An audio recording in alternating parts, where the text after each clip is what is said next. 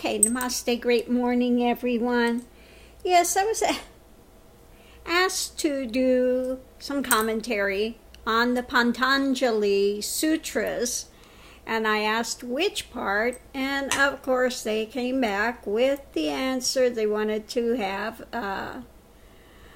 commentary on the section of Vibooti Pod, or aka chapter of powers. Now, my question is, why would anyone that's holding to my teachings want to hear about the chapter of powers when I've stated over and over and over again that the thing is not to attempt to develop powers?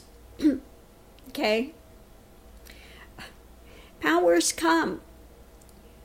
When Kundalini's active, you have naturally arising powers that take place. Okay? But this is not something that one should attempt to develop.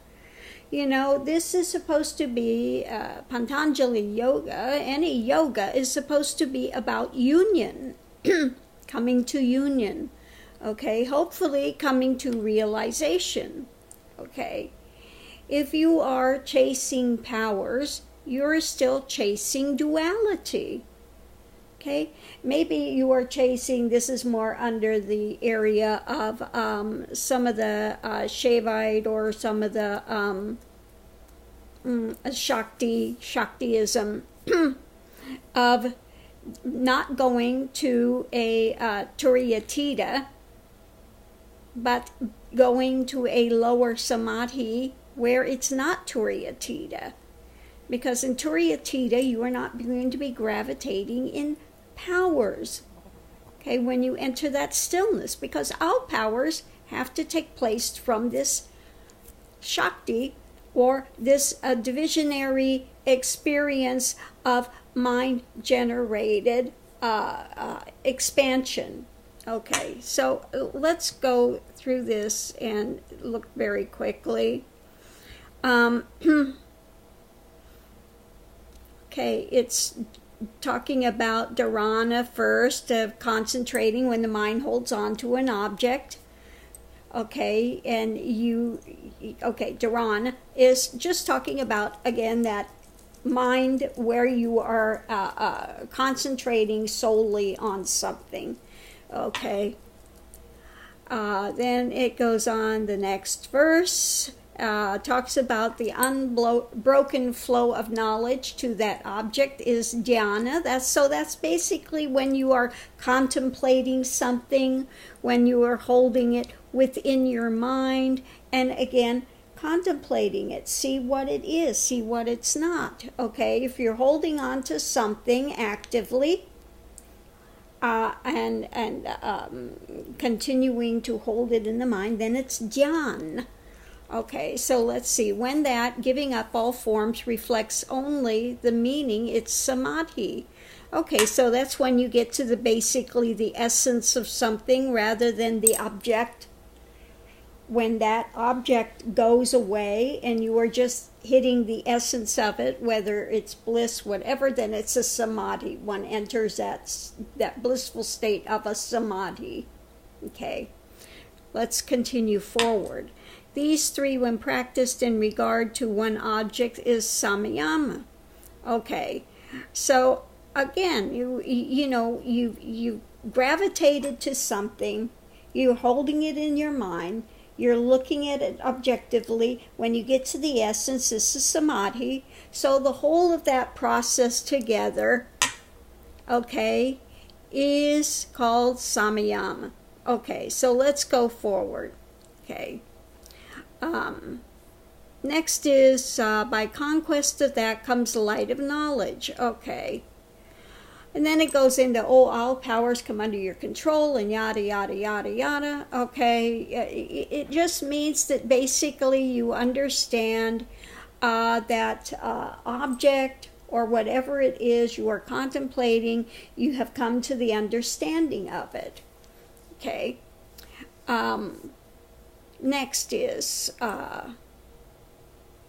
that should be employed in stages. This is a note of warning not to attempt to go too fast. Well, what is it you're trying to learn? Okay, if your mind is objective to whatever type of powers or dramas you're holding to, you can get, and it says don't go too quickly, you can get yourself in trouble.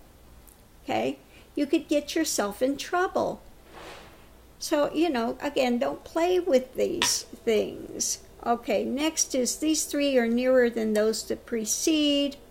Okay, before these we had pranayam, pranayam, which is the breath, doing the breath, the asana, yama, niyama, doing the asanas. These are the actual motions, movements of yoga when you're doing a physical yoga.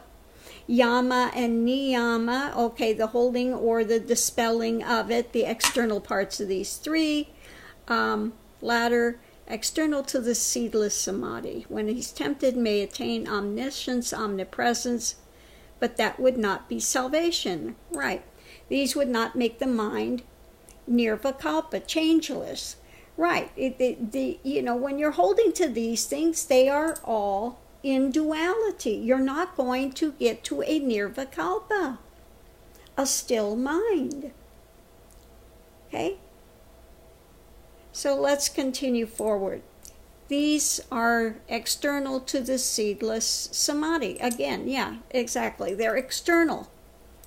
Compared with that seedless samadhi, therefore even these are external. We have not reached the true samadhi. Right. I mean, you can have bliss states and this and that, but these are not the true samadhis. These are all happening in motion. In motion. You're gravitating. You're holding. It's dualistic. Okay? Next. By the suppression of the disturbed modifications of the mind, rise of modifications of control, the mind is said to attain controlling modification, following powers of the mind. Okay. Yeah, again, it says, if it weren't, you would not have these modifications. If it was, so again, it's talking about duality. You're trying to get these things in duality, which is the imperfect. Okay? So it says that really you need to go beyond that. If you want to get to realization, to still mind, this is not the way. Okay.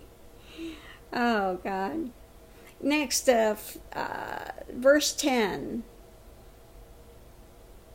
That the flow becomes steady by habit, continuous control of the mind. Well, it's not about controlling the mind, okay? This is all about control, holding, external. I'm going to do this ego thing, mind play, mind spin, trying to hang on to it. Yeah, again, all of this just continues to keep things ramped up in duality.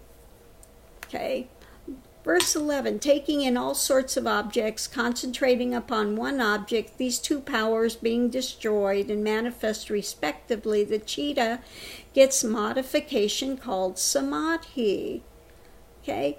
If you sit there and stare at something, contemplate it long enough, eventually, it will loosen up and you'll get to the essence, okay?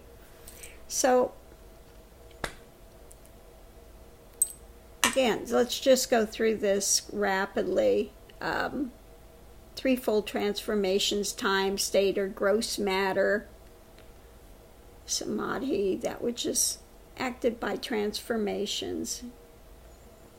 Succession of changes is the cause of manifold. By making samayama, on the three sorts of changes come knowledge of past and future. Okay. Why do you need to know the past and future? Okay, better to know the now. Okay. By making samayana on word, meaning, and knowledge, which are ordinarily confused, one comes to the knowledge of all animal sounds. Again, What does any of this have to do with going forward to moksha, to liberation? You know, you could spend as many years as you want chasing all these externals, okay? But it's not going to bring you that still mind. It's not going to take you to realization. All of these have to do with contemplating what is in the dualistic realm. So let's just go through the rest of this real quick. Yeah, again, then focusing on the body, okay, by making samyana on the form of the body, power of perceiving forms obstructed. Yogi's body becomes unseen. Again, and for what? For what? Oh, Lord have mercy. Why do people want to chase these things? Samyana on friendship, various strength comes. By making samyana on the strength of the elephant, the strength comes to the yogi. Again, all of this has to do with dualistic drama. Okay? You know, so I'm not going to go through the whole of this with all of these things. Again, you know, if you want to get to realization, keep your focus in the heart center. Okay? And keep your focus on the great I am, and then go even beyond that. If you want powers, you want to go play in the universe and stay in basically you can pump up your ego, feel you're powerful, but in the end it's not going to bring you peace of mind. It's not going to bring you that stillness. You will continue to reincarnate and reincarnate until you finally learn your lesson that powers and dramas are nothing. Okay? Yes, they can be developed, but to what end? It's not going to bring you peace of mind. It's not going to bring you liberation and moksha to that eternal is. These are all basically plays in the dualistic realm. Okay? So I'm not going to sit there and you know, go through each one of these powers and dramas and nonsense. Okay? Yes, these things arise when Kundalini awakens. You get all these cities and powers. You know, whatever you want to know in the universe, you can know. But it's known about. Okay, there's a big difference between knowing about something, like being an Encyclopedia Britannica, and having gone to realization, to still mind, where none of that means anything. Okay? Does nature need to gather all these facts to be? Or is it pure the way it is? Okay.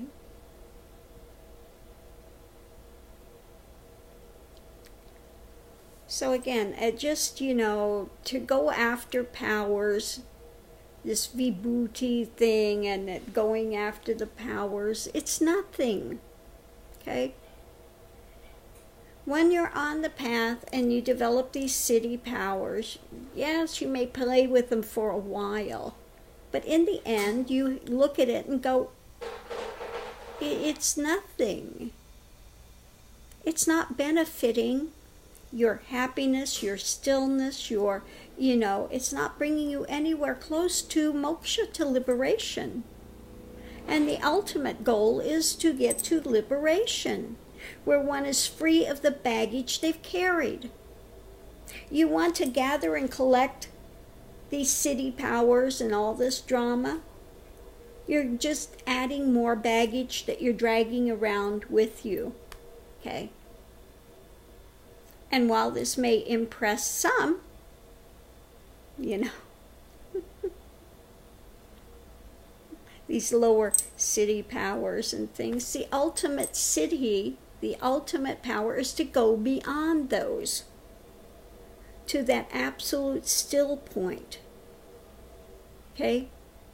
Because all of these powers come out of still motion. Imagination, motion. You know, you put out, you latch onto something, you get these ideations, these light bulbs go off, you keep putting energy out there, and it's going to continue to develop. Okay? It's going to continue to manifest those types of powers and dramas. Okay? And they just keep you on an endless cycle of mind spin. But again, that has nothing to do with liberation.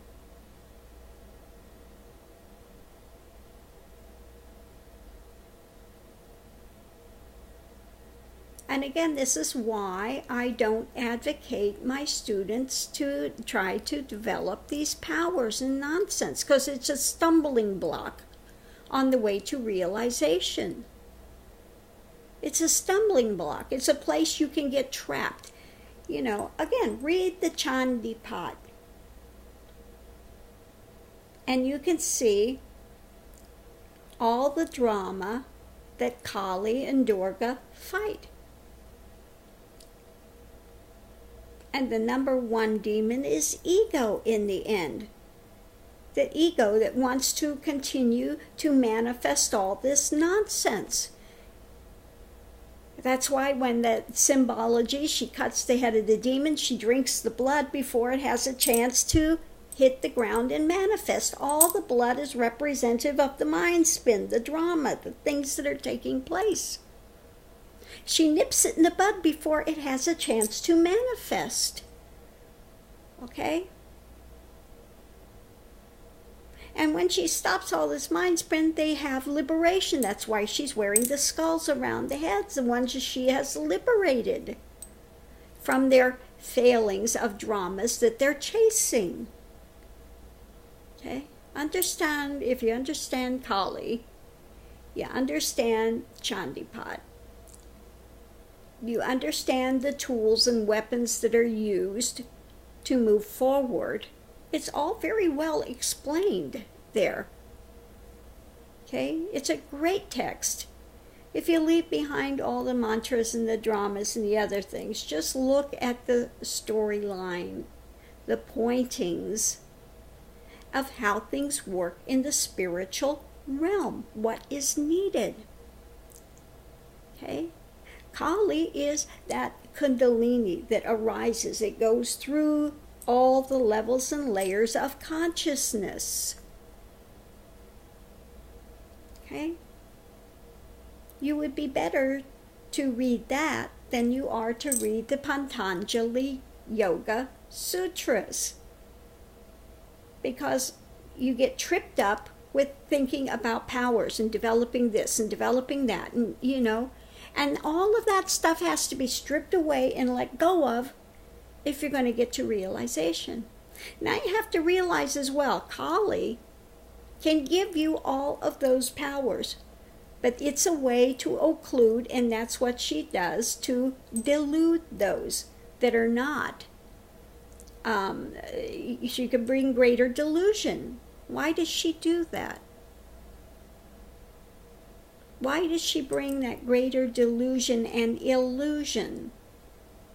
Because you are after ego. Okay? When you're after ego and looking for powers, she will grant that. Enjoy that. But you're not going to get to that closeness where she's at, where she's wearing the skull of liberation. No, you'll be out there, doing all these dramas for a time. Okay? So I'm going to leave this here. Really, yoga is union. Okay? You want to get beyond even yoga. Get even beyond yoga of union. Union is still duality. Okay? It's like two is one. Yoked. Okay? Two as one yoked. That's still the world of duality. Okay? So I will leave this here. Namaste. Have a wonderful day. And thank you for your question.